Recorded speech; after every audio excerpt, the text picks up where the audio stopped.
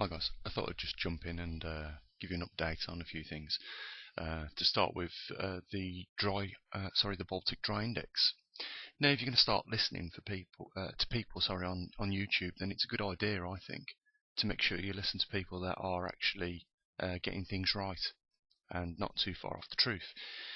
If you remember, around the 16th of January, in fact it was the 16th of January, I started to show you some facts with regards to the Baltic Dry Index, and done a bit of math going back over the time period the Baltic Dry Index has been running to 2008.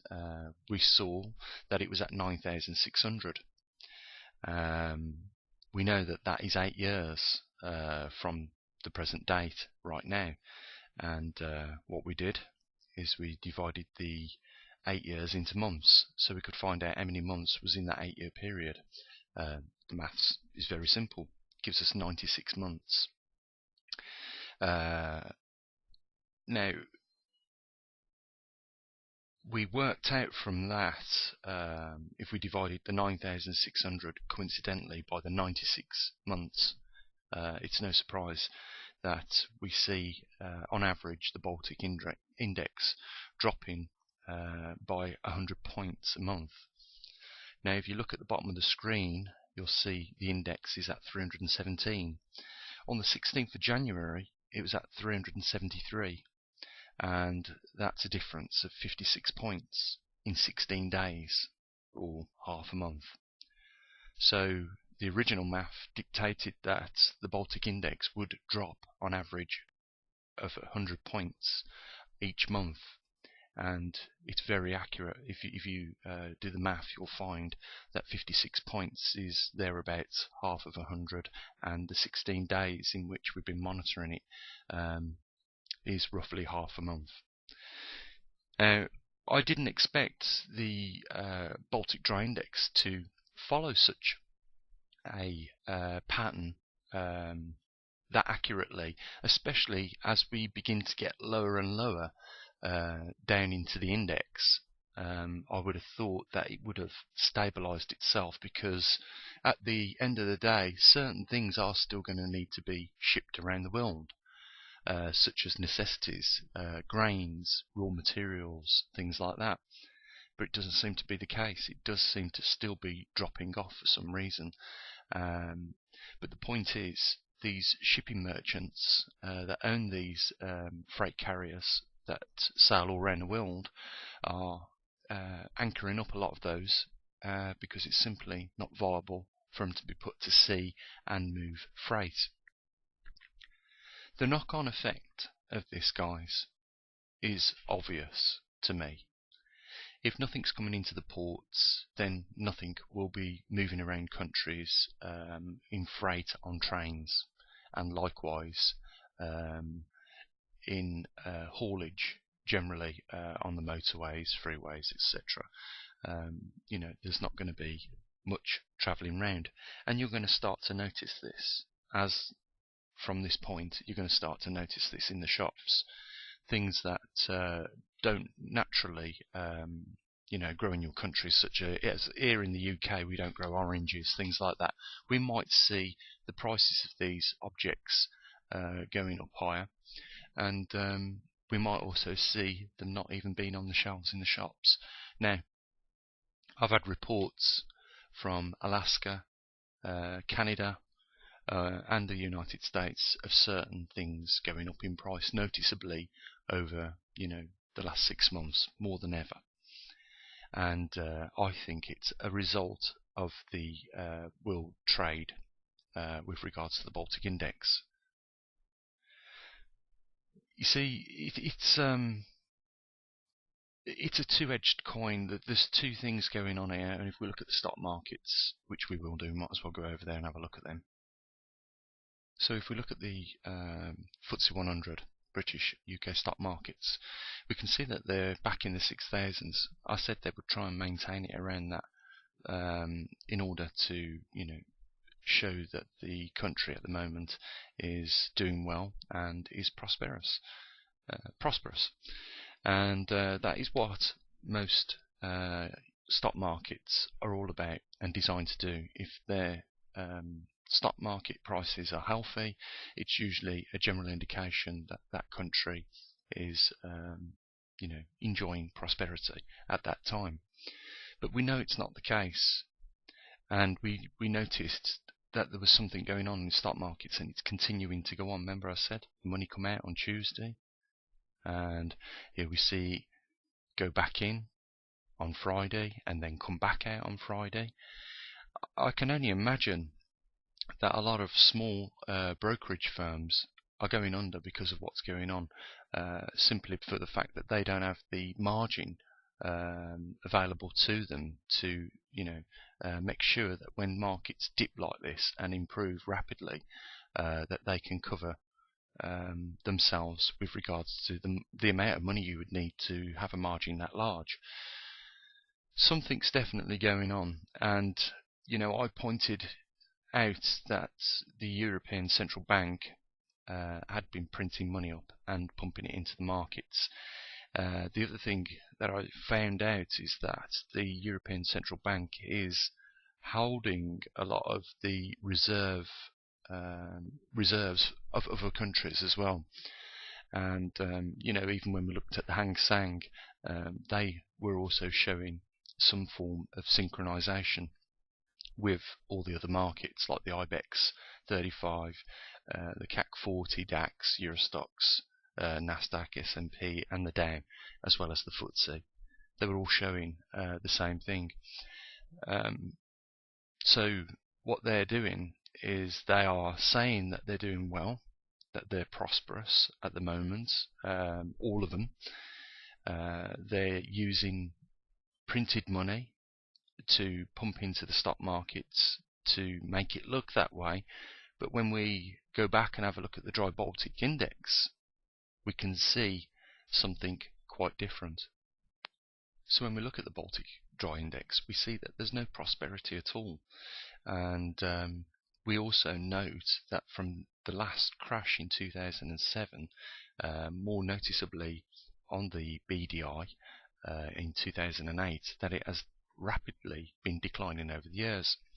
This is important because there has been no recovery, real recovery. If there was recovery, then the BDI would be a lot higher than what it is, and it's not. It's continuously going down, and that, if it continues to follow the trend of 100 points per month, like I said, on the 16th of January this month, we've got about 3 to 3.5 months left, so March, mid-April, before the Baltic Dry Index bottoms out.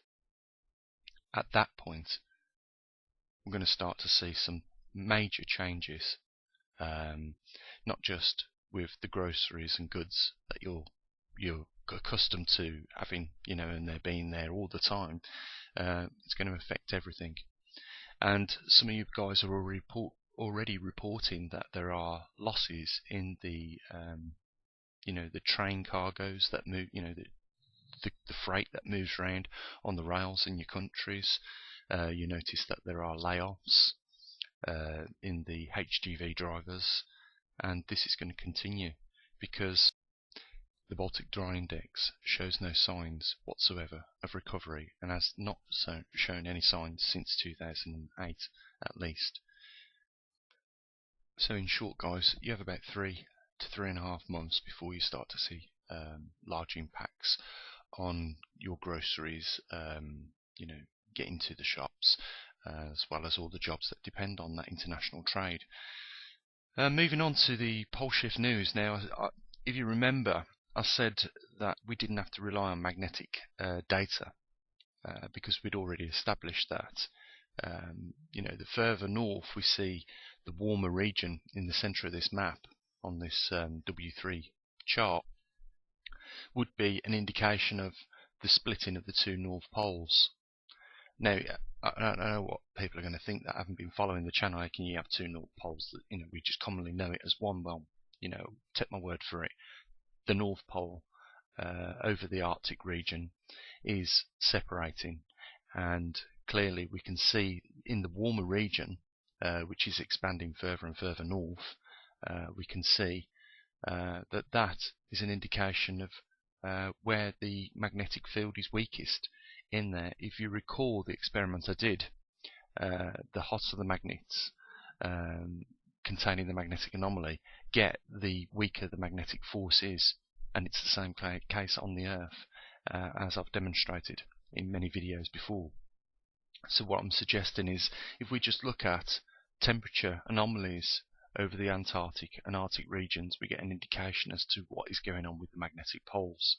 Now you can see quite clearly two plumes of more colder regions over the Arctic region, and we can see over the southern hemisphere, or the Antarctic region, more cooler on the one side, and this fits the magnetic chart as I've showed before, really well. So we see then, as we would expect to see, we do see that this warmer region is going further and further into the Arctic Circle. Now, if you consider that Greenland's here, or Iceland, don't hold me on which one that is, but I'm just using this as an example. We know that that country there is, very cold. It's Greenland, I'm sure it is, but we know it's very cold. Yet we can see the region in the center of this map showing temperatures. I can just highlight that at 3.6 degrees in the Arctic Circle. Crazy, isn't it? Yet either side of these regions, I could cherry pick that region. I know it's going to be colder. We'll do it just for argument's sake. We can see that it's minus 47 degrees Celsius, and again we'll just cherry pick the region minus 35 degrees. Yet in the center, on the same longitude, we get 5.1 degrees Celsius, not minus at all. As I predicted, this will continue to go further and further up, and at that point we'll see a split of the North Pole into two North Poles, and we know what happens.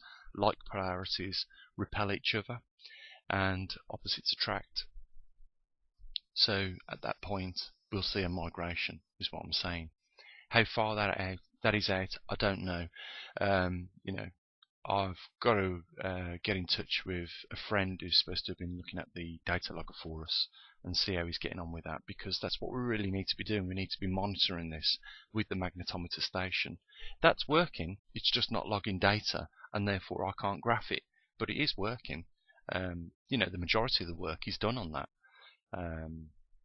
but we need the data logger to log the information that the magnetometers send to the master box, so that we can chart it, and we can see, just as well as we do with the Baltic Dry Index, a gradual weakening of the magnetic pole and a migrating of it. We do know that around about where that cursor is right now is the region of the center of the magnetic north poles. The reason why it's in the center of the two breaking in the center of the breaking north pole is because if you got two magnets and you brought a compass in between the two, it would read if those magnetic poles were of the same polarity. Now we know slightly over the east of that map that we're looking at, the north pole in that region is slightly stronger, and for that reason the pole is around about where the cursor is right now. We do know that recently the magnetic pole has deviated off its vector easterly, and it's now travelling southeasterly. So we've got to bear that in mind, because what we're seeing over the last 100 years of recordings of how the magnetic north pole has been tracking on that single vector, it's been in pretty much a straight line. You might as well get it up on Google Earth so you can see what I'm talking about. So as you can see, all these pins are in a single vector heading towards an easterly direction, or Siberia.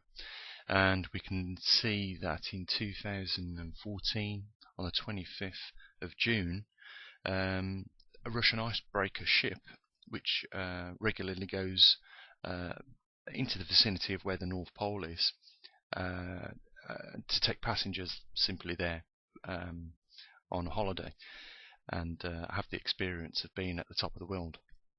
But what we noted when we looked at their GPS is that they not only showed the GPS, and also the captain of that ship had found the true magnetic North Pole of where it was. But what we can note from this is that it is no longer tracking in a single vector. It has gone southeasterly direction, and I'm not surprised, because if the magnetic poles are becoming ready to migrate or go through a reversal, then we're going to see the poles getting weaker around the positions of where they are. So they're not going to stay in the Arctic regions as they get weaker and weaker. It would be interesting to find out what strength the magnetosphere is at right now, and we know what the implications of a weaker magnetosphere would be, in that it would be increasing low-level clouds due to inbound cosmic rays through a weaker shield. We've also got a weaker solar output which protects us from those cosmic rays, and these cosmic rays have been found to be a perfect foundation for water droplets to condense on. They're known as perfect seed particles. So what we would generally expect from that then, by a weaker magnetosphere, would be more rain cloud, and that in turn would have effects on the weather, as we're seeing, in that we would be getting more precipitation if there's more precipitation in the atmosphere, and we would therefore get more flooding when this drops out of the atmosphere, when it condenses to or when the precipitation gets to a crescendo of 100%, it will rain. So there's still a lot more to do on this, and it is the main priority of the channel to give people information on the magnetic pole shift or migration. And the thing is that the organisations that relay the information don't relay the sorts of information that I would like. If we look at swarm data, NASA put up a satellite mission, Swarm, which was 3 satellites to monitor the magnetic fields of the Earth. And the reason why they're not releasing that data is because fighter jets rely on the magnetic anomalies of the surface of the Earth for low-level flying, and that's why they don't want to really release it out to the public, for that reason. It's just a shame, really, because it affects us all. A magnetic pole shift doesn't matter what country you're in. If this Earth goes through a magnetic pole shift, there's going to be some noticeable effects, to say the least. I mean, we're going to lose our protective shield from cosmic rays. Cancer could increase for that reason. Crops will suffer for that reason, because it's not just human beings that are affected by those. Any biodiversity will be affected by a reduction in the shield. And I always say this as well, guys. I'm not babbling on. This is fact.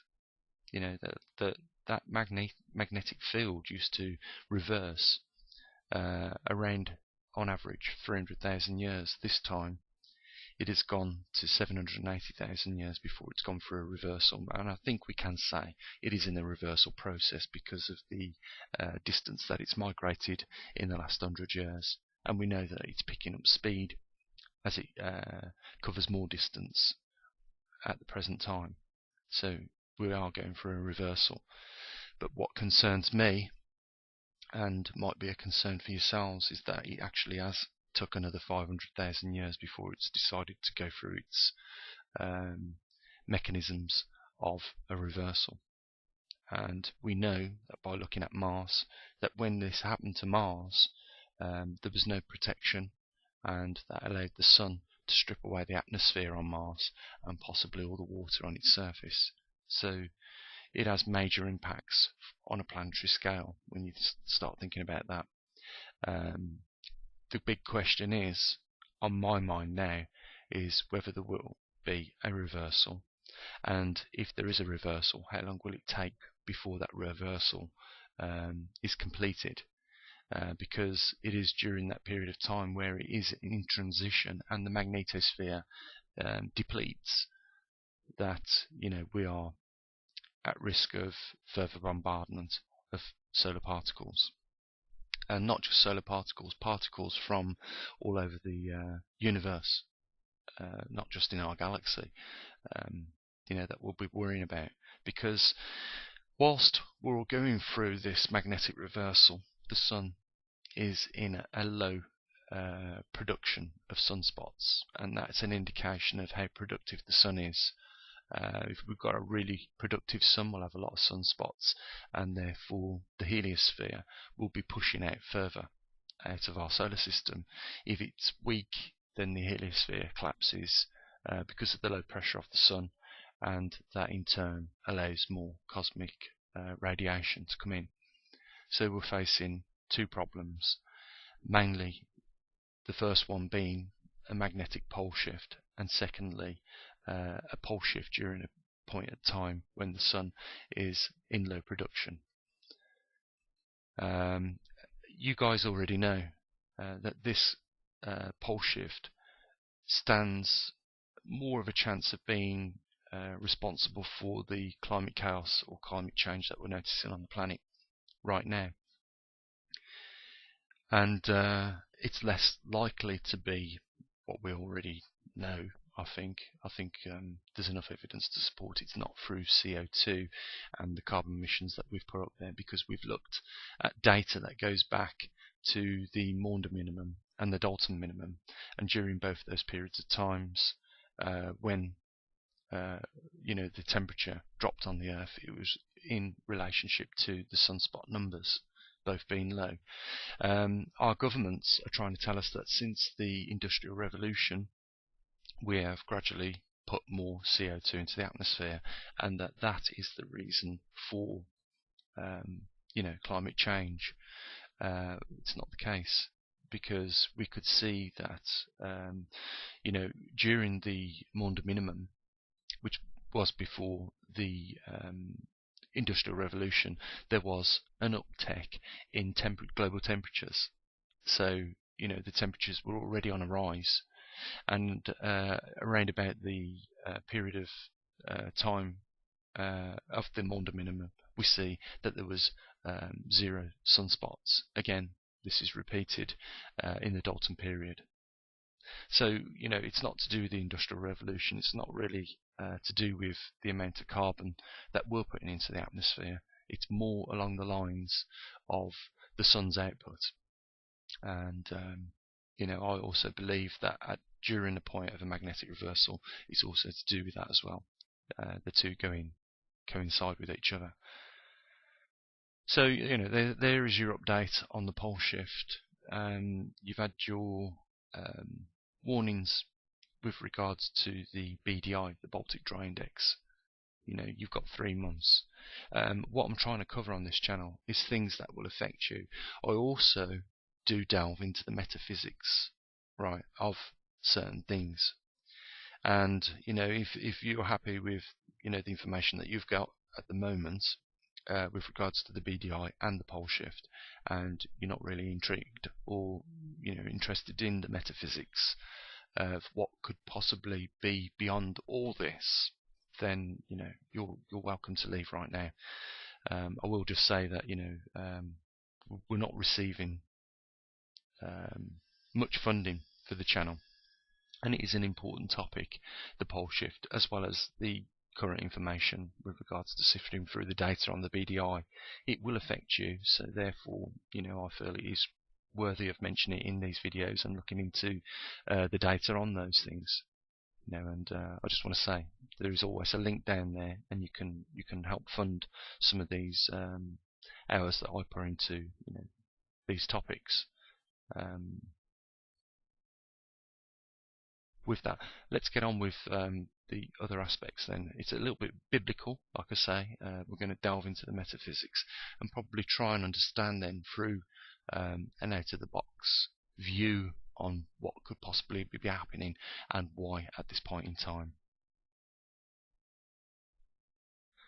So I want to start then on this part of the video, just briefly mentioning what someone commented on one of the last few videos I noticed. And I agree. This social experiment on YouTube is going to come to an end at some point, because the greater powers that be are getting their arses handed to them in some of these videos blatantly, and it's not going to go on for too much longer. They're going to shut it down because of the information that's getting leaked out, and how that makes them look.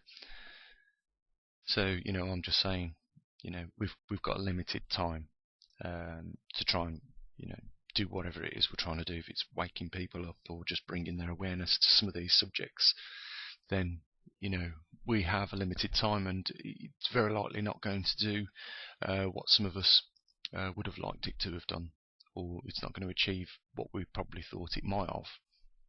Because you've only got to look at some of the comments that people put on videos to know that there's an immature audience out there, and a lot of them are just simply out there for entertainment, free entertainment, a lot of them. And like I say, the comments have, majority of the time, no reference to what the person's talking about in the video.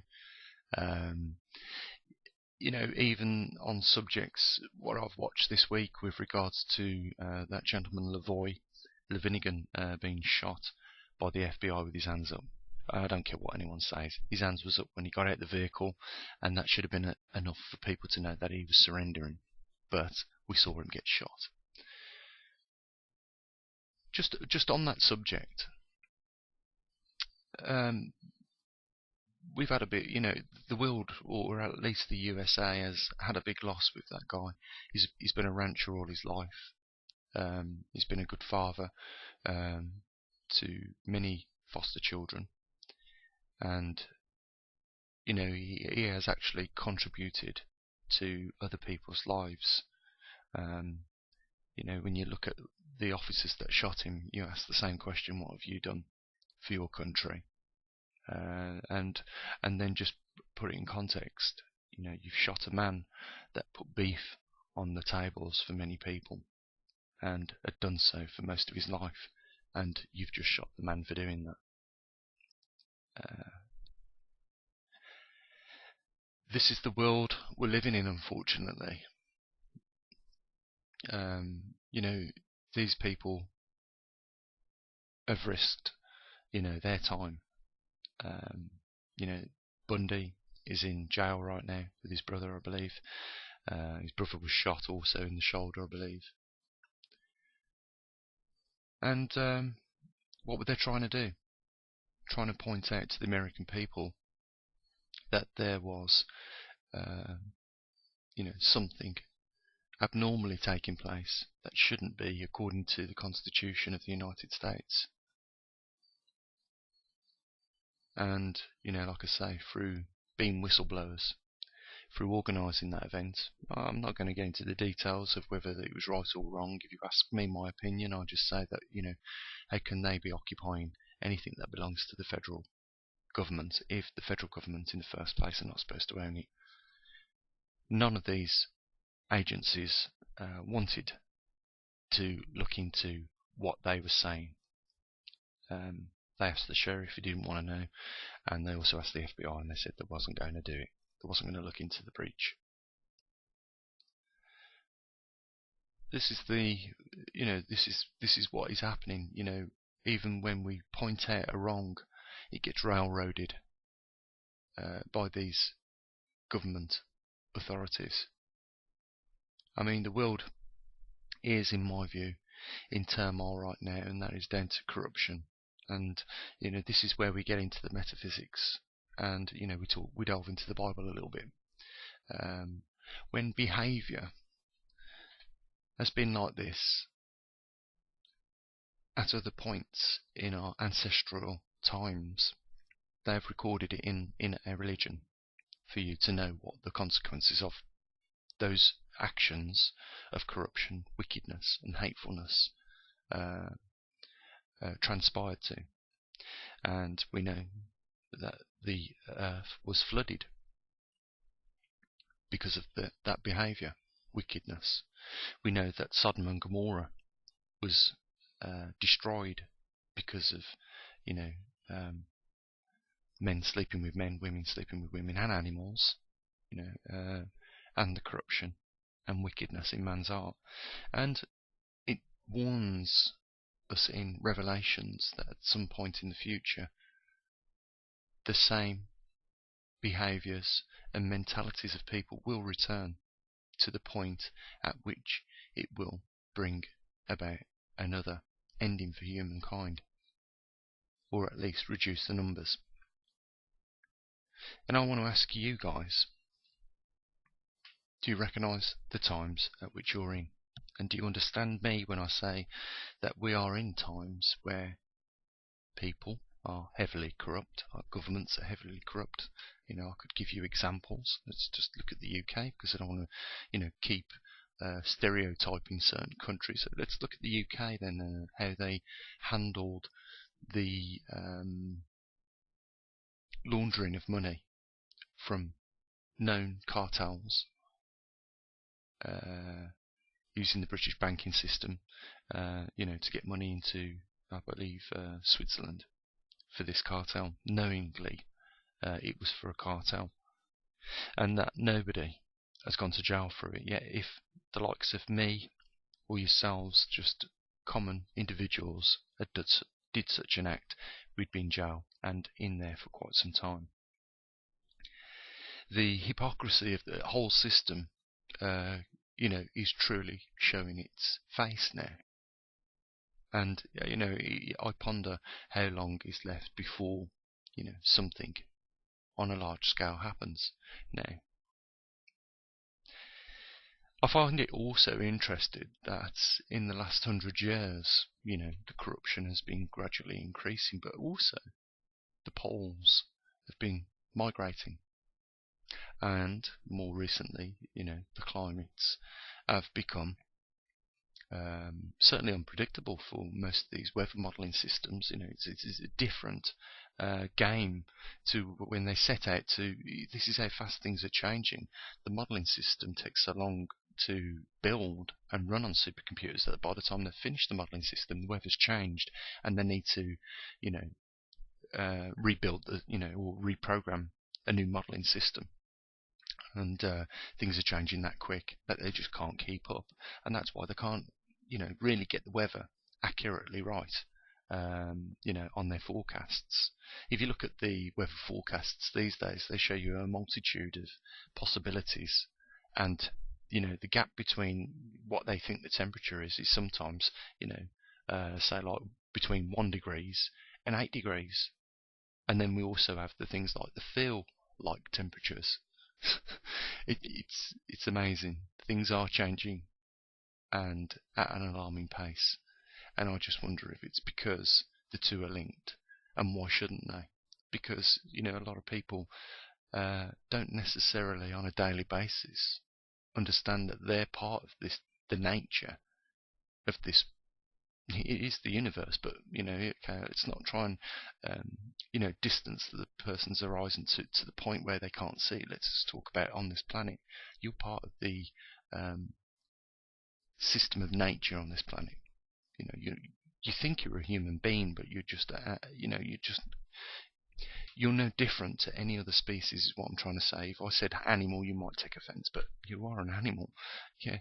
And the only difference is that you like to think that you've got intelligence, or we like to think as we've got intelligence. No point talking about it as a third party.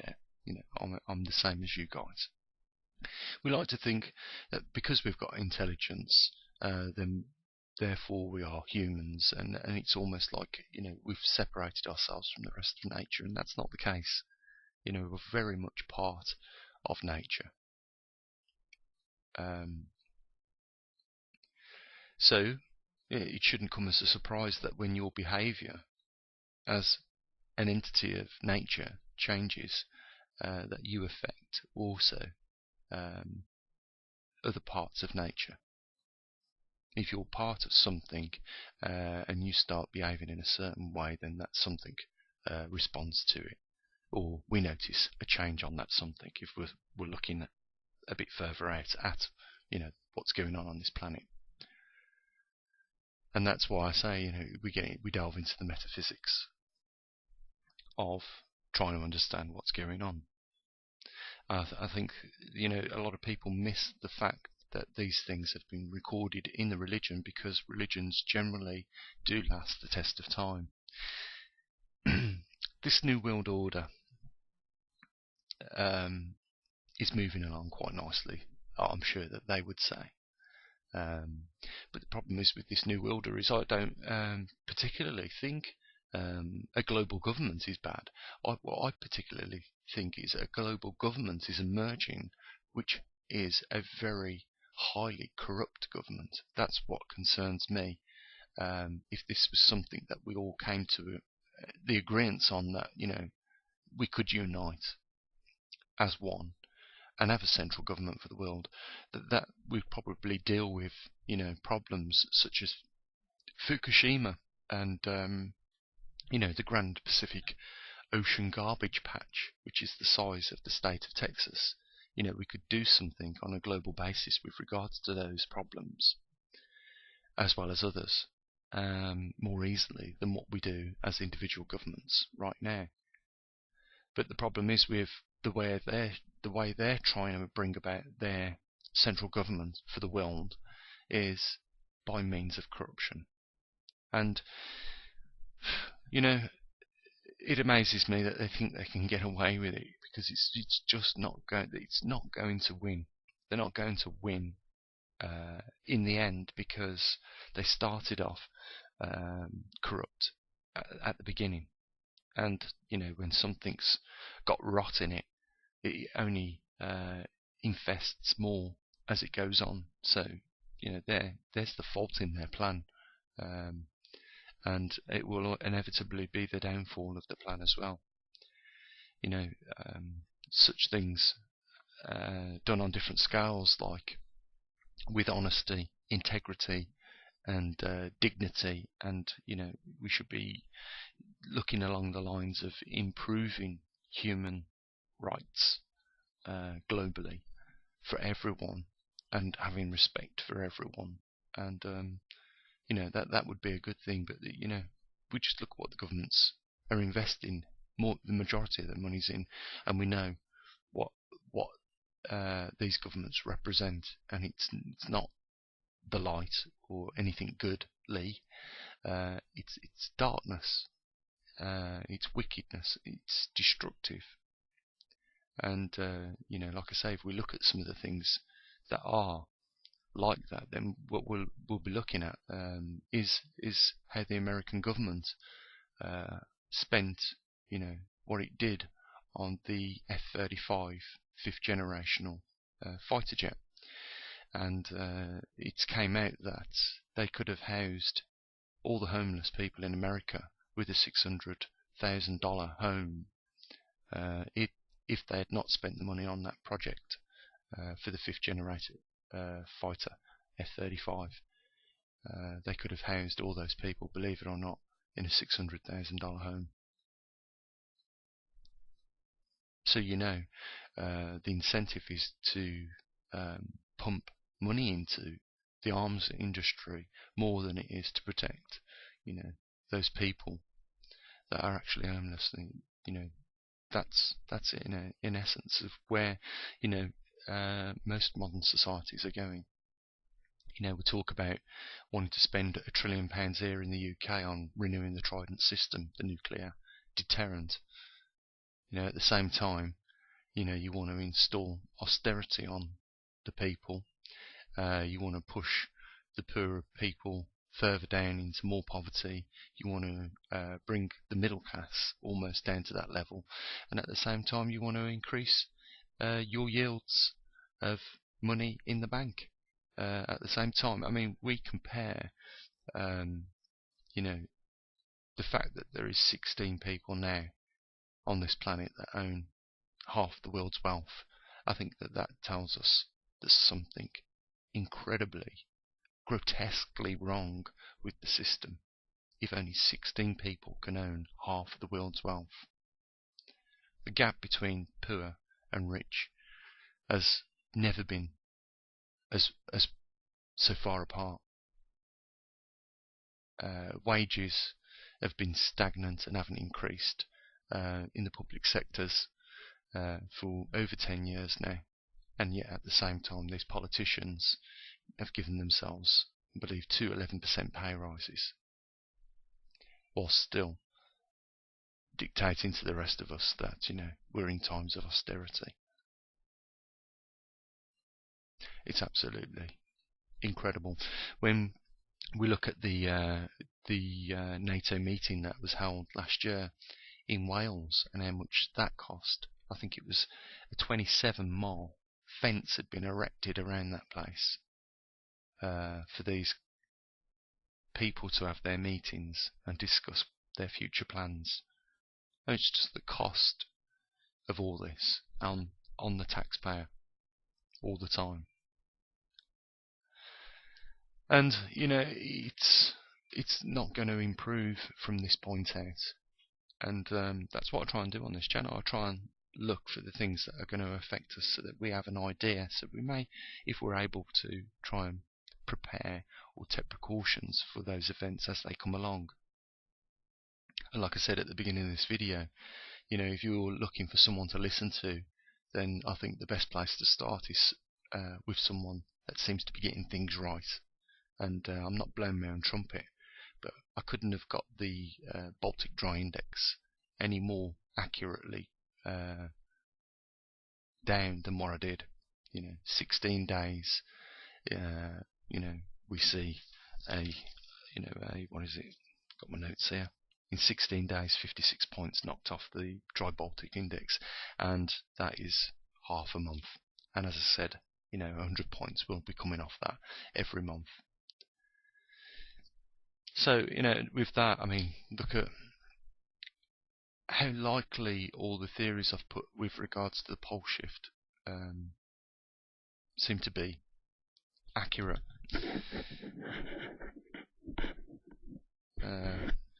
So, if you're going to be listening to someone, at least listen to someone that gets it, partly right, as opposed to someone that just wants to make a name for themselves or wants to make a career for themselves. I've always said it, you'll never make a career, well, me, in my case, I'll never make a career out of YouTube. It just won't happen. Yet the information on this channel, I think, is valuable to people. And as I've seen, they're more likely to support someone on a yacht going around the world. The priorities of people in this day and age are unimaginable. When you compare things like that, it just doesn't make any sense as to why someone wouldn't see the importance of this for others. But then again, you look around on, like I say, on the comment section, and you can see the behaviour of people, and it's not too far then to understand, that this is a big problem. Guys, I'm struggling now to bring over a few points, so I'm gonna leave it here. There's a link down there if you want to support the channel. It's entirely up to you guys. Like I say, could do with some support. That is drying up just as much as the Baltic Dry Index is, to be honest. But it's understandable. A lot of people haven't got the funds, and that's due to the economic climate, I suppose. But there you go. I'll say what I usually do, guys. You take care. Time to prepare, and as always, bye for now.